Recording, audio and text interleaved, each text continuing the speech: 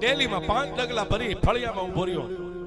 કાકા તમે કહેતા ને કે દાગીના ઉપર તને ગરબો આપો, મારી પાસે એક નવલખો હાર હતો ને લાવ્યો છું, મારી દીકરીને ગરબો દ્યો. એટલે પ્રજાપતિએ પોતાની બાઈને કીધું કે એક ગરબો કાઢીને દે. એક હાથમાં ગરબો લીધો અને ખિસ્સામાં હાથ નાખ્યો સાહેબ, મુઠ્ઠી વાળી અને પ્રજાપતિને કીધું કે લ્યો કાકા. પ્રજાપતિ આમ હાથ રાખ્યો ને મારી પાસે આમ મુઠ્ઠીમાંથી મેલડીનું ફળું મેગ્યું 4 ઇંચનું સાહેબ. પ્રજાપતિએ આમ જોયું, આ હું કાકા અમારા દુબળા પાયે તો બીજું શું હોય?